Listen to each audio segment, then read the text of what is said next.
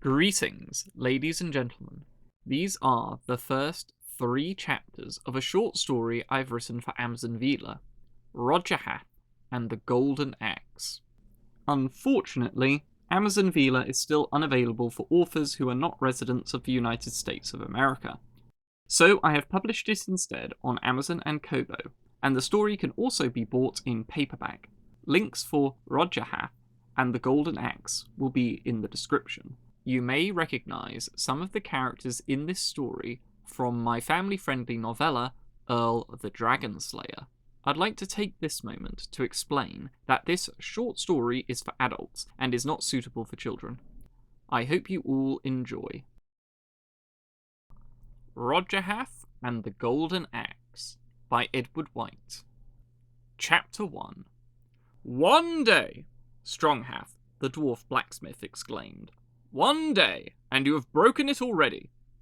"You should have made a better axe," Rodgerhath taunted in response. "There was nothing wrong with that axe," Stronghath replied. "But I saw your sloppy swings on those logs, and I might remind you that a war axe is not meant for splitting wood. I had no choice." "Oh, how come?" Stronghath asked, an eyebrow raised. "My wood-cutting axe is broken." Stronghath both sighed and laughed with his face. "I can fix your axes next week." "Next week?" Rodgerhath said, unamused. "I need it tomorrow. Are the years finally catching up with you?" he jibed playfully.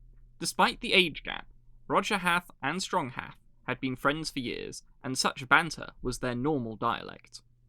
Stronghath laughed aloud. "The only thing that's catching up with me are the dozen orders I've accepted that need to be done by the week's end. Your axes will have to wait." Rodgerhath grumbled and cursed internally. There was nothing to be done. If his friend had work, he had work. "I'm sure I'll manage until then. Farewell, my friend." The blacksmith bid him goodbye, and Rodgerhath started the short stroll home. It was his custom, especially when he was in a bad mood, to stop at the brewery, which was owned by his father-in-law. He saw him outside the building holding a keg. A promising sight for a beer lover such as himself. "Colbert!" "Rodgerhath, my dear son-in-law," the brewer replied, scratching his greying beard. "How has life been treating you?" "All is well, but my axe is broken." Colbert laughed. "A completely normal day, then. Well, this should cheer you up," he said, scratching his big red nose. "I have finished another batch. I've imported new hops from Hirsford, and I've been using a dark roasted barley for flavour. Take this keg and tell me what you think." "With pleasure." The beer was indeed a great pleasure. It tasted smoky because of the dark malt, but it had a certain levity as well because of the Hirsford hops which Rodgerhath guessed had been applied liberally during the boil. Whatever the case for the strange flavour, Rodgerhath enjoyed the strong brown ale immensely. "Another triumph from your father," Rodgerhath said, slamming his fist on the dining table. "Although, perhaps he should have left it to ferment longer to give the barley a chance to further darken the taste." His wife, Flowergem, did not answer him. Rodgerhath did his best to ensure he only went on drinking sprees twice a week, but he often broke this rule whenever he had a rough day, or his father-in-law gave him ale to try. Flowergem did not take kindly to Rodgerhath's indulgences, and she had gone to bed, upon noting this was the 4th overindulgence that week. Rodgerhath didn't notice her absence, such was his focus on the ale. "Ah," he sighed, scratching his black beard, "if only I could get an axe which wouldn't break." As he said this, his mind, dimmed as it was by ale, fired up. He moved to the sitting room and stumbled over to the bookshelf opposite the fireplace. There was a green book on one of the shelves with a worn-out spine and title, but Rodgerhath knew it. The book told the tale of Redbeard, the greatest dwarf warrior of all time. Rodgerhath took the book from the shelf and fell back into his comfy chair. He flipped through the pages, past the account of Redbeard's victory over the dragon of the mountain hall, his battle with the stone giants, and his journey across the distant sea. Rodgerhath skipped to the end of the book and to the chapter on Redbeard's death. Redbeard had fallen to the fangs of a great serpent in a grove below the White Mountain, a great peak of white rock and stone in the middle of an otherwise level forest. Rodgerhath's eyes glazed over the text and straight to the illustration. The black and white drawing depicted Redbeard lying on the ground in a pool of his own blood. Next to the mighty warrior lay a weapon, and Rodgerhath tapped it with a drunken finger. That is what I need." It was the Goldenaxe. This weapon had seen the hands of hundreds of great warriors, some famous, but others forgotten to time. It was said to be unbreakable, unscratchable, and ever keen and ever sharp. Redbeard was the last dwarf to wield the legendary axe. Although his body had been found and buried, the axe with which he slew the serpent was never found. Some said that the great serpent had done the unthinkable and destroyed the weapon. Other, more hopeful dwarves claimed the axe had left Redbeard and was now seeking the next great dwarf warrior to aid him in his battles.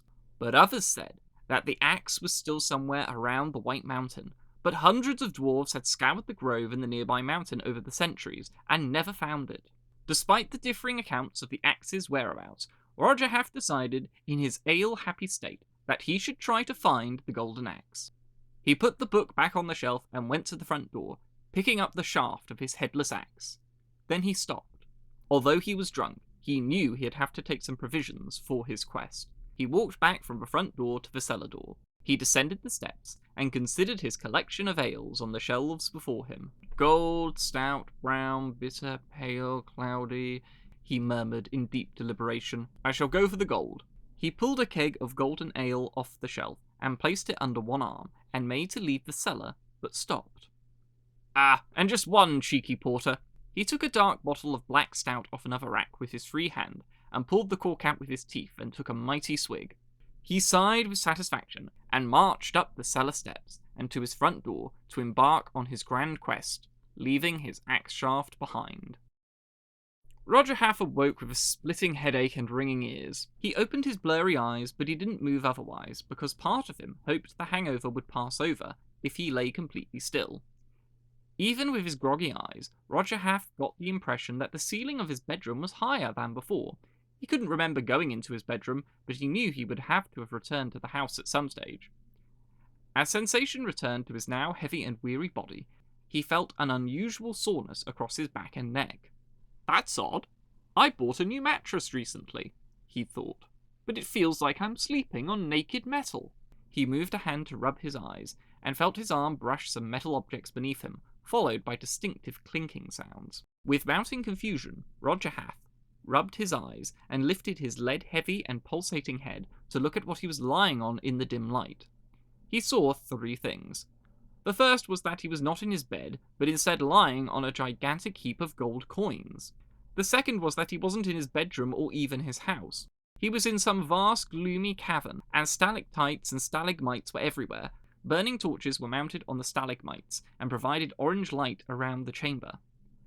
The third was his keg and bottle were missing, and his right hand was holding an axe. An axe made of pure gold. Rodgerhath froze. His mind cleared and focused, the pain and mental fog temporarily gone. It couldn't be. But yet, he staggered to his feet, ignoring the pile of gold coins, and looked around for a suitable target, something hard and solid. One of the walls of the cavern was 20 feet away. There was a crude stone shelf carved into it, and a solid steel helm was resting on it. Rodgerhath dragged his heavy feet towards the helmet. When he had closed the distance, he adjusted his stance and raised the axe above his head. The weapon felt magical, its balance was perfect, and its shaft fitted into his hands like a glove. Rodgerhath's strike, although poorly executed due to his hangover, was powerful and mighty. The axe cut straight through the helmet, as if it were butter, and cracked the stone shelf, as if it had been nothing harder than a clay pot. The axe struck with force, and the clang echoed throughout the cavern, and was so loud, Rodgerhath dropped it, and brought his palms to his ears, which were not ready for such noise. When the echoes had ceased, Rodgerhath looked at the dropped weapon. There wasn't a mark on it. Rodgerhath gasped, and he almost fell to the floor, shock overawing him. It was the Goldenaxe. Chapter 2. Rodgerhath couldn't believe his eyes. He had found the Goldenaxe. He had found it. He couldn't help but chuckle. Joy and reverence flooded through him as he picked up the axe with shaking hands. Just wait till Flowergem sees this, and Stronghath, and Goldhelm. Oh, Goldhelm will go green with envy. Rodgerhath's mirth was high and strong, but it was not powerful enough to overwhelm the fear he felt as the nature of his situation dawned on him. He was alone in some cavern underground. and he had no idea how he had got there. He could remember leaving the house with his beer, but he couldn't remember how he had arrived in this cave, or how he had found the golden axe. The events after he'd passed over his doorstep were not a blur, they just didn't exist. His memory was completely blank. This worried him. What was more troubling was he didn't know where he was now, and someone, or some creature, had to tend to the torches in the chamber. He had no idea if he was safe, or whether the creatures who lived here were dangerous. Rodgerhath forced these worries out of his mind. Worry was not going to help him. Only action would be of aid. Ignoring his drumming head, aching muscles, and the desire to lie down and wait for the hangover to pass, he moved around the cavern looking for an exit. He found only one tunnel. He did not know where it led, but it was his only option. Rodgerhath moved slowly through the gloomy tunnel, partly out of caution, and partly because of his throbbing head. He had the golden axe ready, but he knew he was not prepared for a fight, and it would be best to avoid violence if possible. It's possible there's nothing dangerous here, he thought to himself. But he knew deep down this was unlikely. He'd been sleeping on a pile of gold coins, and it was unlikely they had arrived there by accident, or the person who had piled them was benevolent. As he continued up the tunnel, he realized intuitively that it had been made by something other than the forces of nature. Some creature or creatures had chiseled and mined their way through the rock with crude tools. Wherever this passage led, Rodgerhath knew it wouldn't be as safe as he hoped. The tunnel wound on for what seemed to be hundreds of yards to Rodgerhath's boozed-addled head, but if he had been sober, he'd only have judged it to number 50. Torches hung by entrances, revealing a honeycomb of tunnels and underground pathways. A chill crept down Rodgerhath's spine, and his dry mouth became even more arid. He recognized the structure of these tunnels, and the strange odor that had been irritating his nostrils. He was in the lair of a tribe of trogs! Startled by the command, Rodgerhath ducked behind the corner of a nearby passage to hide himself from the creature which was trampling down the main tunnel. He sensed motion from some of the other smaller tunnels and chambers. Trogs! As much as Rodgerhath was willing to dare, he peeked around the edge of the passage to see what was happening. Lumbering down the tunnel was a creature with skin as grey as stone and as tough as old leather. Its face was a mess of black hair, pierced by yellow eyes, and from which protruded a large, potato-shaped nose. He was a trog, a mighty trog, 3 heads taller than the tallest man Rodgerhath had ever met. He was nearly the width of 2 men, with tree-trunk arms that reached his knobbly knees, and with great hands which could swallow a man's face in their grip. The thewy and muscular monster was wearing naught but a large loincloth around his waist, which was made of cave moss, and draped across his wide shoulders was a bearskin, poorly ripped and treated from the carcass of the unfortunate beast. Atop the head of the cave-dweller was a crown of bright shining gold, but Rodgerhath could tell that it wasn't troggish metallurgy that had crafted such a fine ornament. Trogs were raiders, and this beautiful crown was no doubt a spoil of war, or a war spoil, as they liked to call them. From the other passages, Rodgerhath could see the shapes of different trogs coming to the shouts of the crowned one. They were stout and stocky, shorter and less powerful than the tall one, who was clearly their king. Rodgerhath drew back and listened closely, his head pounding, his body sweating, and the golden axe resting at his side. "War boss, what is it?" a voice grunted. "War clubs!" the deep voice commanded, ignoring the question. "Nug was attacked on watch duty! We have an invader!" "Attacked by what?" "Something short and weak, I imagine. Nug is such a weed that any weakling thing can beat him," another trog shouted. There was a roar of loud laughter from the trogs, and Rodgerhath had to cover his ears to stop his head splitting open. The war boss bellowed, and the laughter stopped. Only its echoes touched the ears. "Whoever hurts one of us hurts us all, no matter how weak. Get your war clubs! Anyone who gets this invader will keep his war spoils!" This command and promise of plunder excited the battle-hungry trogs into action. Rodgerhath heard them charge through the tunnels to get their weapons and start hunting. Chapter 3. Flowergem was unduly disturbed by her husband's absence. She had awoken bright and early and realised something was amiss. For one, she couldn't smell any beery breath in the bedroom. And second, Rodgerhath could not be found next to her, sleeping soundly. In fact, there were no signs Rodgerhath had ever returned to the bed. Flowergem got up and began to search the house for him. At times, he had passed out in the garden, the cellar, and even in the living room, but she couldn't find him anywhere. With growing tension, she went outside and searched around the whole village. She checked all the usual and unusual spots, but her husband was nowhere to be found. Once she saw Rodgerhath was truly missing, she went to Goldhelm's house and knocked on his door, interrupting his breakfast. "What is it?" Goldhelm grunted as he opened the door. The captain of the dwarven militia hated mealtime interruptions. "Rodgerhath was drinking last night." "Is there a night he doesn't?" "He's not here!" Flowergem cried. "I can't find him anywhere." After finishing his breakfast, Goldhelm called together a search party. It included a dozen of the guard, Flowergem, and her father, Colbert. They knew Rodgerhath wasn't in the village, so they made their way to the front gate and searched around the fortified walls of the hamlet, but he was nowhere to be found. So the party returned to the front gate, and Goldhelm examined the ground. He said nothing for a long minute before throwing his arms up in frustration. "It's hopeless," he said. "There are tracks everywhere. All the farmers and their livestock have moved early this morning." Flowergem's heart dropped.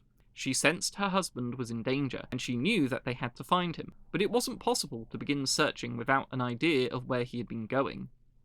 Before she could express her fears, she saw her father drop to one knee and begin sniffing the path. "What are you—" Goldhelm began. Colbert raised a hand and continued to sniff. "Ale," he said. "Ale? You can smell ale? How? The wind is clean and sober," Goldhelm exclaimed. "Yes, it's one of my pale ales. My dandelion ale! Yes, that's the one. He must have been drinking and spilling it wherever he was going." "Is there a trail, father?" Flowergem asked, daring to hope. Colbert got to his feet and walked up the path, still sniffing the air. "That there is! Follow me!"